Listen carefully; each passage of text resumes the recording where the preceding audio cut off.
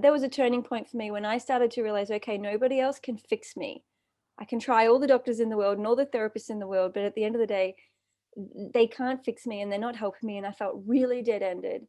And then something shifted in that I started to really inquire within myself and to use my background in neuroscience and psychology and acceptance commitment therapy and cognitive behavior therapy and all of my yoga and neuroplasticity background. And I started to actually experiment with changing my own brain and taking control of it and being the leader in my recovery.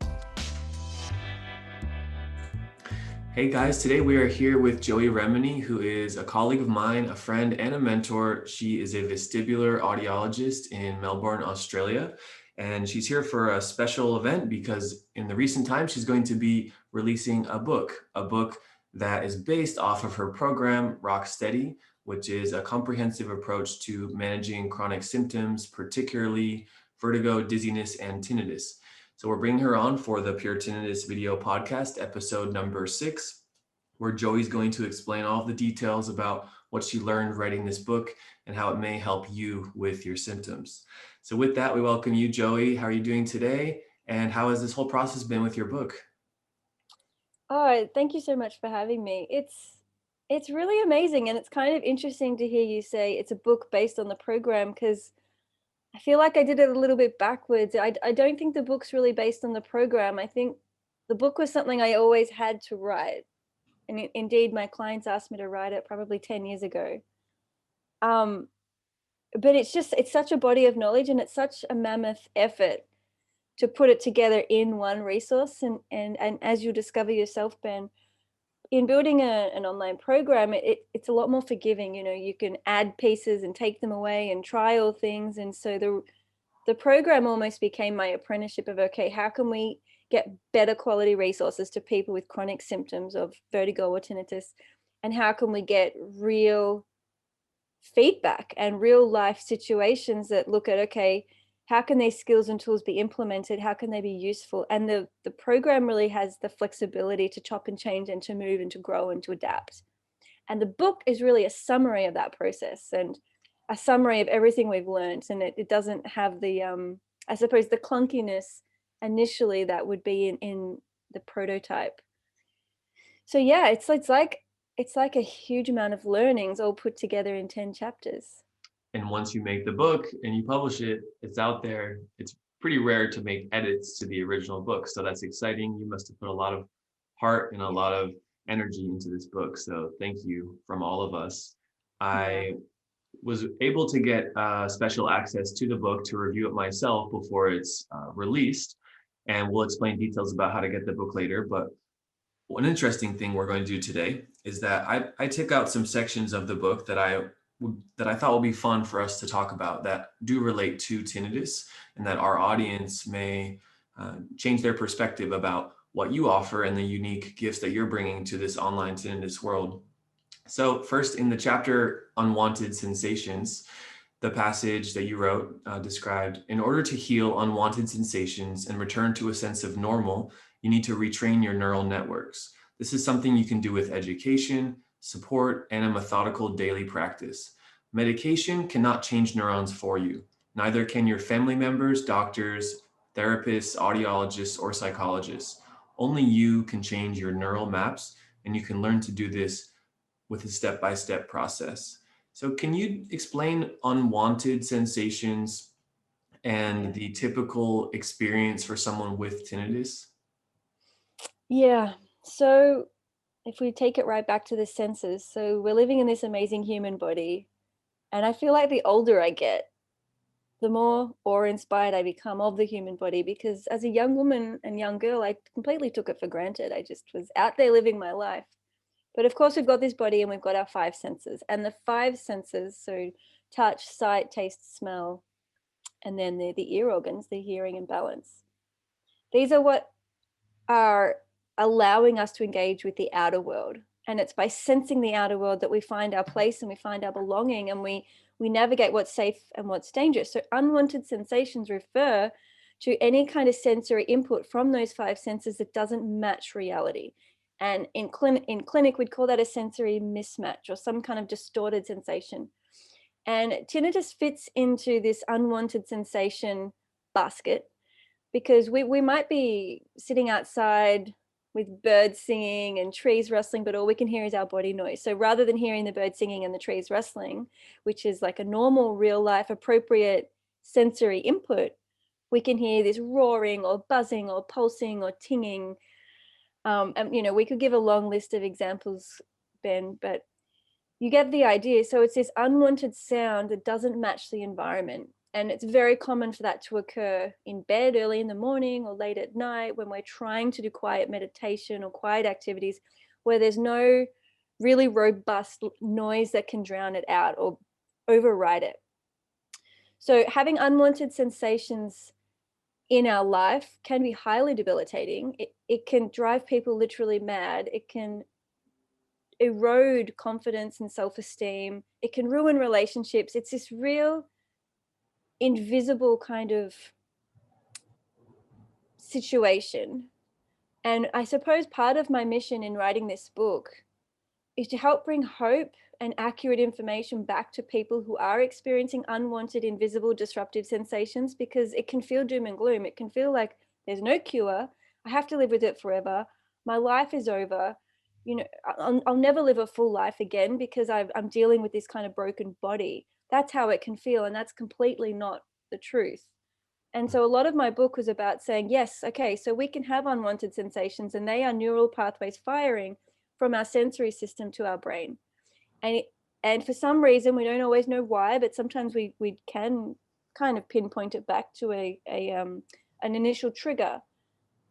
But for some reason, the brain is creating this inner sound, this tinnitus sound, or this unwanted sensation.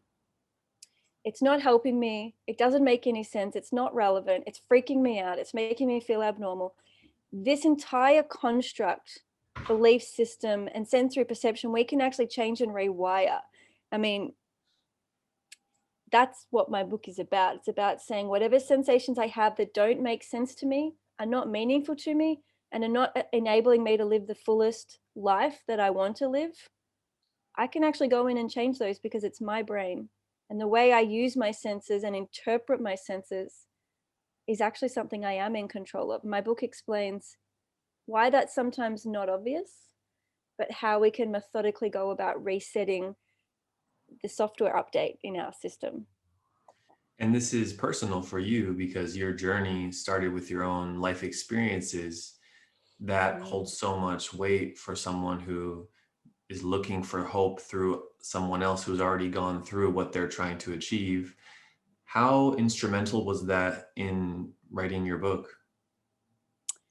Well, it's been a really interesting process for me psychologically because in writing the book and in doing these kind of interviews, I'm only just realizing like how much that played a role in motivating me because first and foremost, I was a yoga student, a yoga teacher, and an audiologist. I was never first and foremost a vertigo patient or a tinnitus patient. That was never the identity that I clung to or that I really associated with. But these were like very quiet, invisible battles I was battling and not telling anyone. And I was shaming myself and I didn't like my body. And I was telling myself I shouldn't feel this and I shouldn't hear that and I should be better and I should be something else. So inside of myself, very quietly, well, it was loud in me, but nobody else noticed, I was experiencing this huge inner conflict. And I think that the major story going on, if I was to really just simplify it all down, was I'm not good enough, I'm broken. And I eventually got to a very low point, and I think I speak about this in the book. And there was a turning point for me when I started to realize, okay, nobody else can fix me. I can try all the doctors in the world and all the therapists in the world, but at the end of the day, they can't fix me and they're not helping me. And I felt really dead-ended. And then something shifted in that I started to really inquire within myself and to use my background in neuroscience and psychology and acceptance commitment therapy and cognitive behavior therapy and all of my yoga and neuroplasticity background. And I started to actually experiment with changing my own brain and taking control of it and being the leader in my recovery. And it was a slow and steady process, but sure enough, I completely reset myself back to normal. It is a physical, mental, emotional, spiritual process, and it can be so subtle and not necessarily slow, but definitely subtle. It can be so subtle that as the person going through it, we don't even notice it until one day we realize, oh, wow, I used to feel really awkward in a supermarket and now it's totally normal. And we Mm, kind of get these contrasts. So anyway, in writing the book and in doing these interviews and in kind of talking about my story, I'm realizing I was really my first client. Like I was a big deal. And my recovery really shaped the way I practice audiology and the way I take yoga knowledge, in particular pratyahara, which is, looking at the inwardness of the senses and making sure that our sensory input doesn't control us with cravings and sex, drugs, and rock and roll. So there's a whole chapter in yoga on sensory input and mastering our senses. These kind of areas started to become my professional focus. And I think I have so much conviction about neuroplasticity and such a deep knowing. It's not even a belief system. It's like, this is science, this is real. And because I've gone through it and I've actually played with making my sounds louder or making my sounds softer, and I've actually really used it. There's a deep knowing and deep conviction that, this, we need to talk about this more. It's like, no one's talking about it. Why is nobody talking about it? Why are there so many people out there feeling stuck and feeling abandoned by the system and feeling over medicated, when there is a whole new way of recovery based on traditional practices? And why is no one having this conversation? And I was talking to a lot of elite scientists and neuroscientists, psychologists, audiologists, enos and throat surgeons, psychiatrists, neurologists, and no one was particularly interested in it. And they were kind of interested, like, enough for polite chit chat, but no one was really interested in the subject matter. I guess because no one that I had met was really studying it and really into it. And I think it probably took somebody like me with a natural interest in yoga and a natural interest in neuroscience. And then, of course, the experience of feeling deeply anxious and depressed myself with unwanted sensations. For me, it was vestibular migraine, BPPV, and tinnitus. And so having that personal investment in the results, of course, is going to motivate me to learn more about it. So it's really very central. I had no idea how much my personal experience was central to my practice. mm, yeah. And you touched on the desired sensation of feeling normal. And in Yeah. the chapter called Learning to Use Neuroplasticity, you explain how one of the biggest traps that you see in clients with persistent symptoms is that they have unrealistic expectations of themselves. They want to feel quote unquote normal all the time. Mhm. And they want this normal feeling to happen naturally without any effort on their part. They may judge themselves as being abnormal if they feel low, ill, or distressed. They avoid feeling and don't like being in their bodies. They develop a host of distractions and avoidance behaviors in life so that they never really have to feel at all. Of course, we all have distractions in our lives and we all want to be living comfortable, safe, normal life. So what is a realistic expectation for managing chronic tinnitus, and what's a good goal to have to develop some sense of normal? Yeah. First of all, I just want to say that is really common. Like that story I just painted there in the book, I was there. Like there was times when I was there and I would wake up every day with this dread in my body being like, I'm not happy, I'm not connected, I don't have zest for life. Like there was a dread, there was just this awful feeling, and I judged myself for that. Instead of sitting back and being like, you know what, you're in your mid 20s or your late 20s and life is changing, and it's normal to go through these times in life, these challenges and these changes of chapters when we do feel like the rug's pulled from underneath us. And it's okay to go through periods of duress and difficulty, and moving through that and having the skills to move through that and normalize that is actually really adult and really compassionate. But when I was in it, I was really judging myself. I didn't want to feel what I was feeling. I didn't want to hear what I was hearing in my body. To I just wanted to be happy, normal, and perfect, like everybody supposedly on the front covers of magazines, right? It's that whole confusing stereotype that we're fed. So first of all, I don't really use language like managing symptoms. That's not what I'm about. I'm about actually totally reclaiming the body and developing a new sense of normal and completely overcoming symptoms. So for me, managing symptoms is not my job. And that's definitely not a goal I would ever set a client.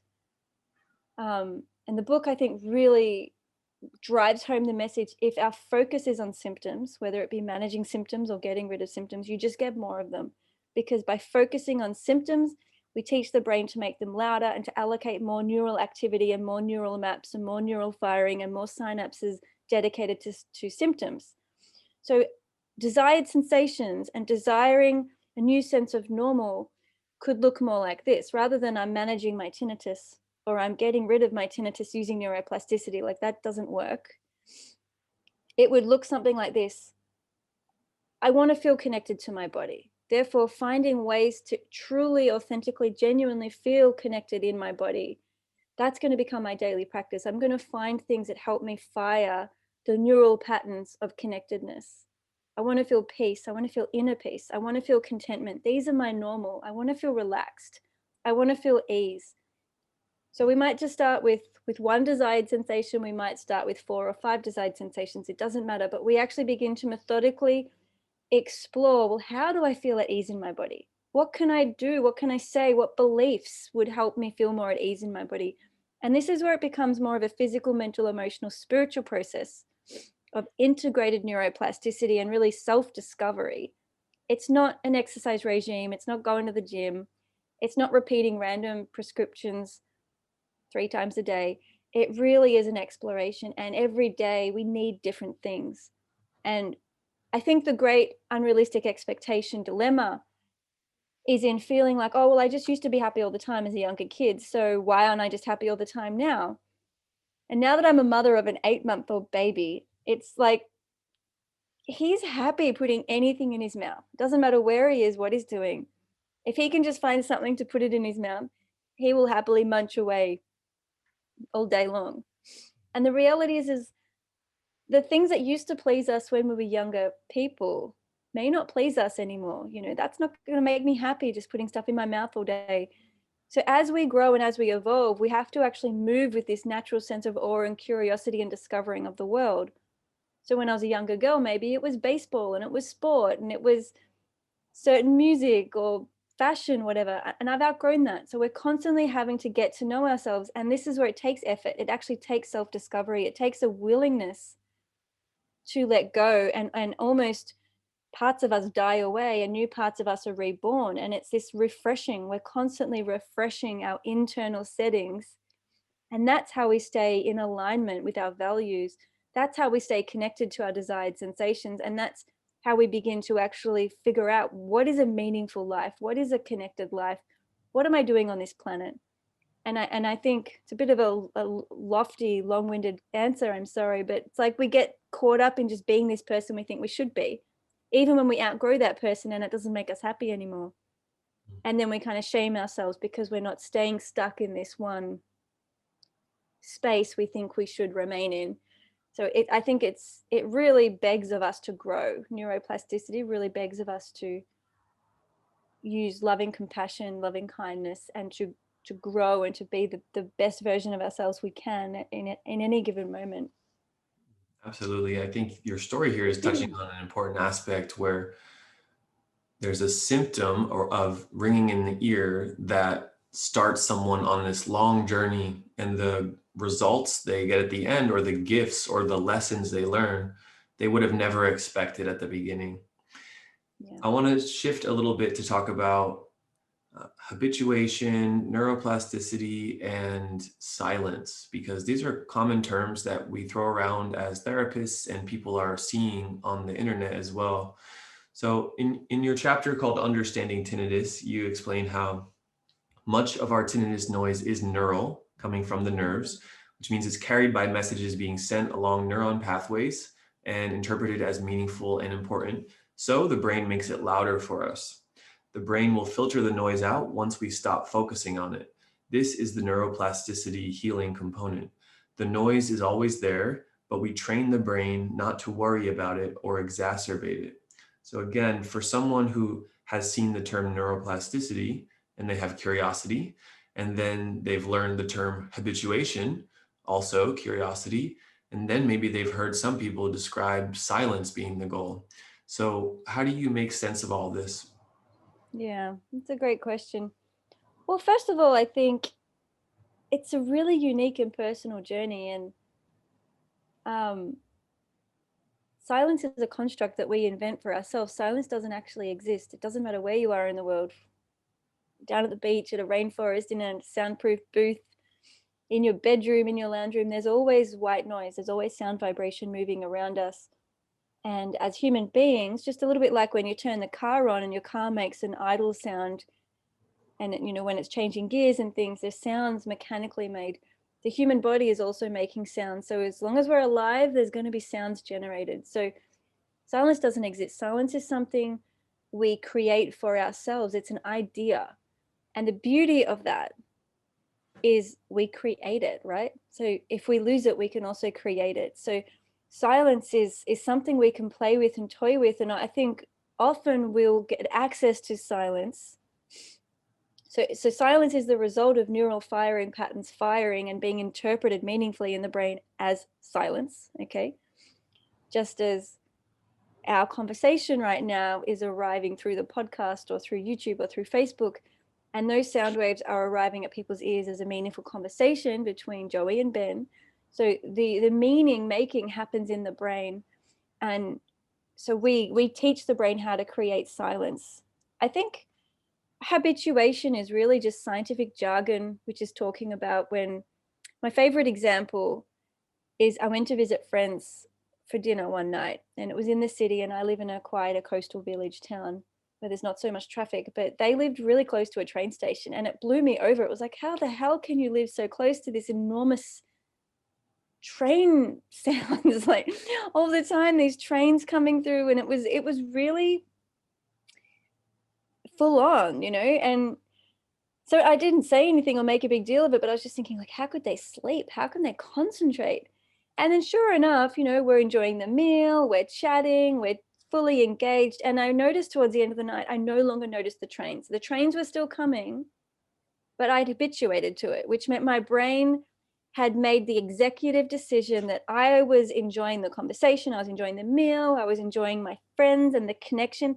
That was where my brain was putting the neural emphasis, because that was what was lighting me up and making me happy and bringing me closer to that goal of connection, which is my desired normal sensation.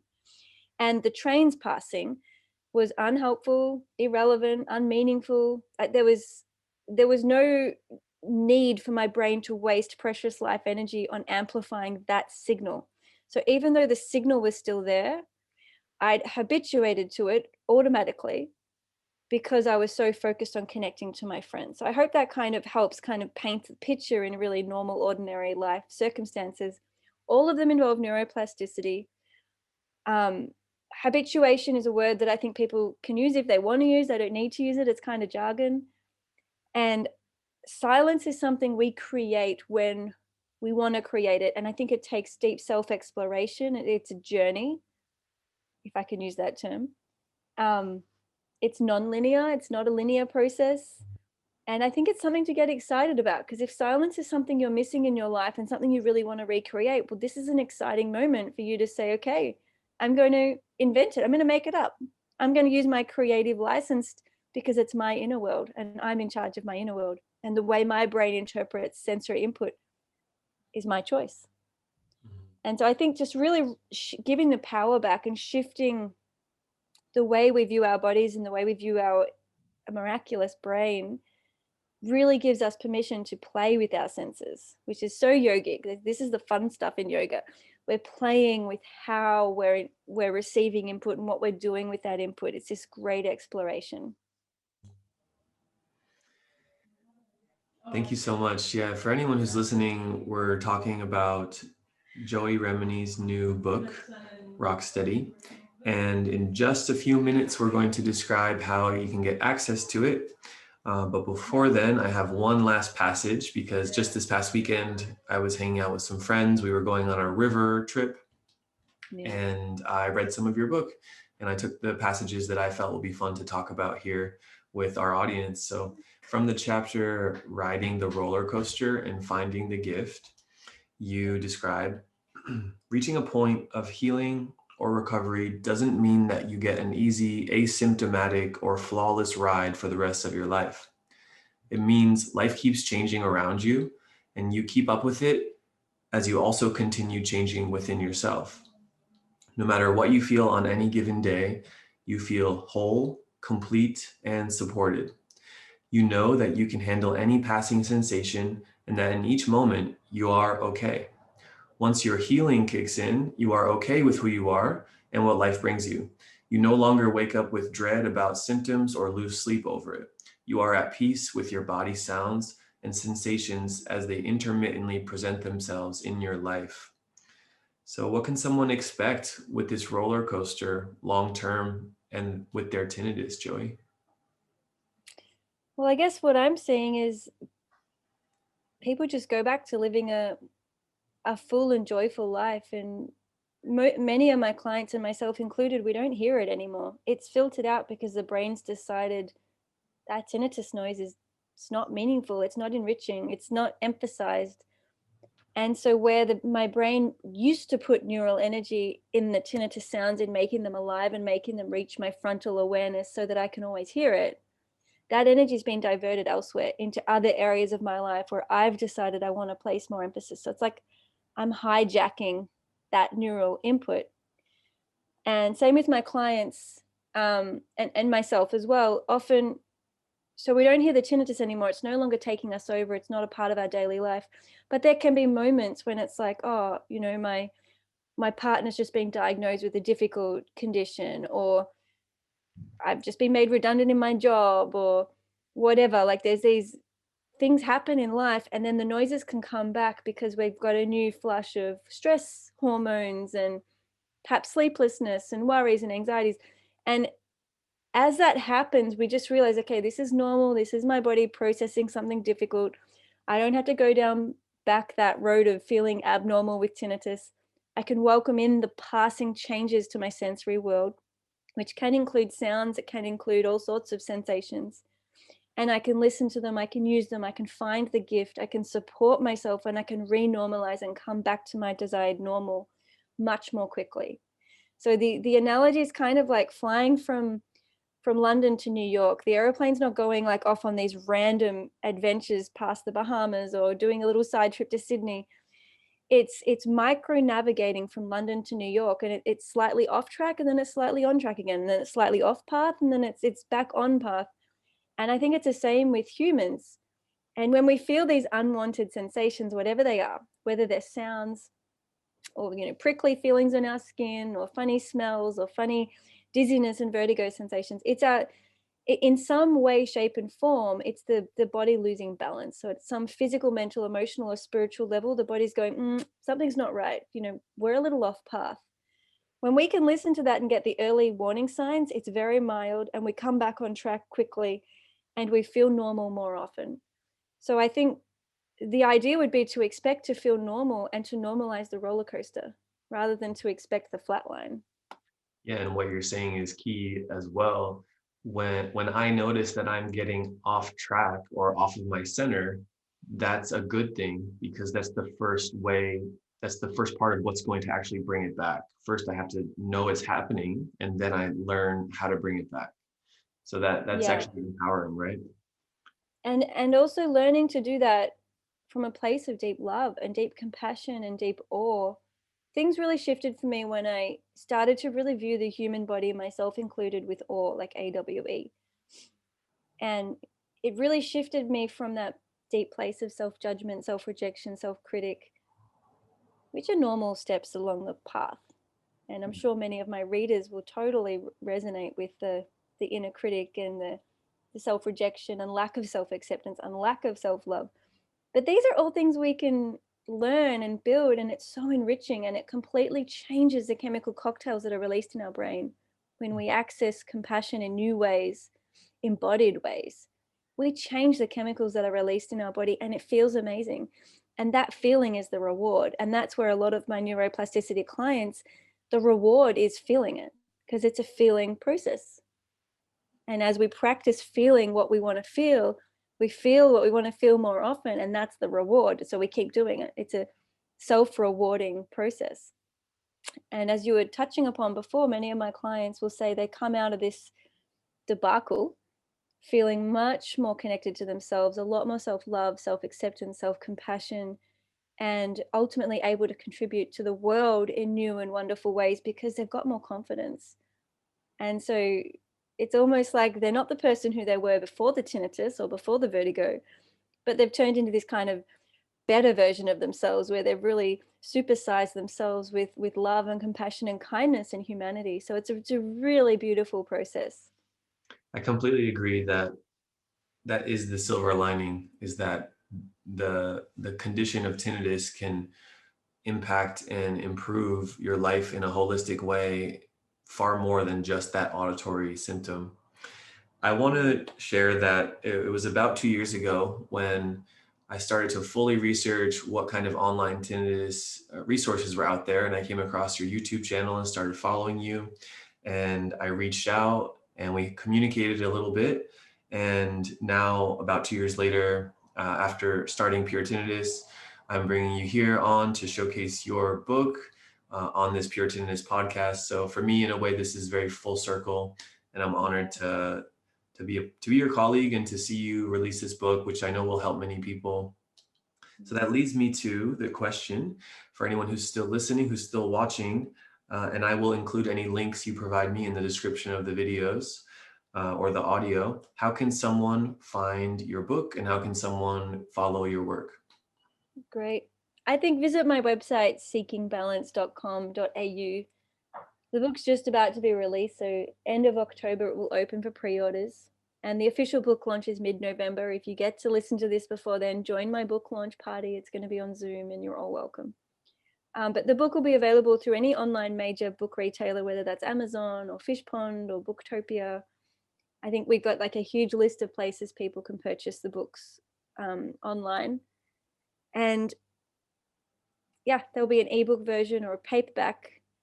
And the book's really designed to be like a best friend for someone with these conditions. It's a book you'll probably want to reread and have it nearby to refer to on difficult moments or in times when you need a little reminder.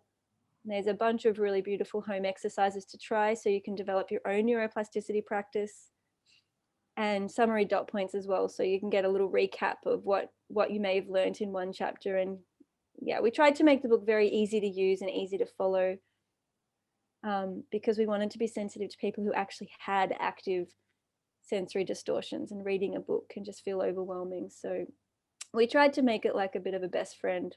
So I hope it helps many, many, many people. Yeah, thank you so much.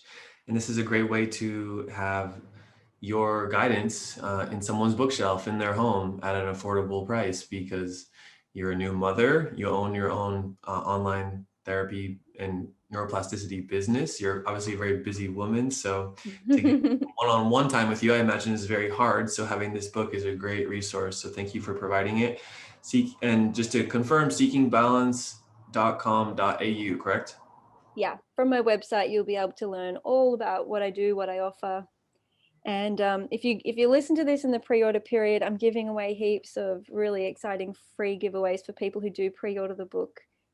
And I was saying to Ben earlier, when he writes a book, I'll help him promote his pre-order, because it's really important that people back the book and that we get a really loud kind of initial input out into the market, because that helps more and more people find it. And I think this conversation is all about changing culture, and we want people down the road and in a few years' time to have a completely different experience of tinnitus. We want them to hear really soon, really early on in their diagnostic process, you can reverse this. This is reversible, and this is the path you can take. And that's the piece I'm hoping my book will help bridge, because I think a lot of people are experiencing too much doom and gloom, and it's not okay. We need to do better. Yeah, as professionals, Absolutely. we need to do better. Absolutely. I wholly agree. Thank you so much for being here, Joey. Check the link if you're listening or watching, check the link in the description to be able to access Joey's work.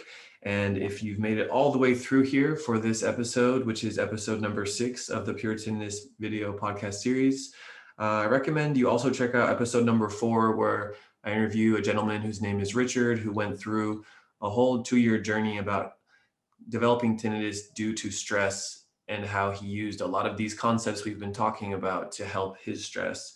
Make sure you check out Joey's work in the description and watch out for that next video coming soon. Thanks, Joey. All right. Thank you so much. Bye, everybody.